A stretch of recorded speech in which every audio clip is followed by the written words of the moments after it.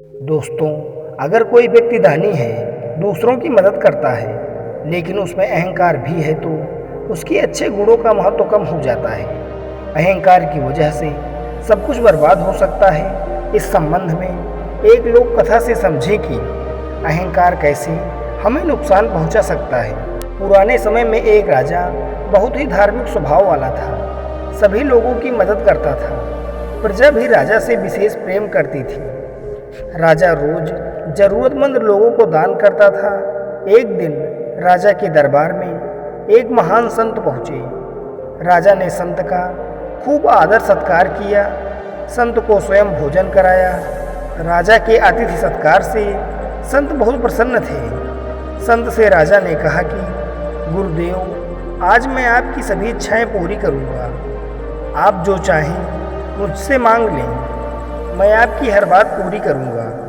संत समझ गए कि राजा के मन में अपने धन का बहुत ही अहंकार है। उन्होंने कहा कि मैं तो बैरागी हूँ, मुझे किसी चीज़ की ज़रूरत नहीं है। अगर आप कुछ देना ही चाहते हैं तो मुझे अपनी इच्छा से खुद ही कोई एक चीज़ प्रदान करें।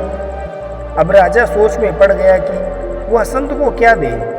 राजा ने कहा कि मैं आपको एक गांव दान में देता हूँ। संत बोले कि नहीं महाराज, गांव तो वहाँ रहने वाले लोगों का है, आप तो सिर्फ उस गांव के रक्षक हैं। राजा ने सोच विचार करके कहा कि आप ये महल दान में स्वीकार करें।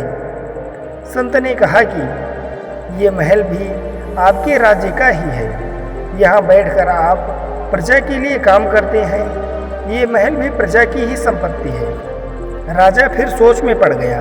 बहुत सोचने के बाद कहा कि गुरुजी, मैं स्वयं को आपकी सेवा में समर्पित करता हूँ, मुझे अपना सेवक बना लें। संत बोले कि नहीं महाराज, आप तो आपकी पत्नी, बच्चों और इस राज्य की प्रजा का अधिकार है। मैं आपको अपनी सेवा में नहीं रख सकता हूँ। संत की बातें सुनकर राजा बहुत परेशान हो गए। उसने कहा कि गुरुजी, आप ही बताएं, मैं आपको क्या दान दूँ। संत ने कहा कि राजन, आप मुझे अपना ये अहंकार दान दे दीजिए, क्योंकि ये एक ऐसी बुराई है जिसे इंसान आसानी से नहीं छोड़ पाता है।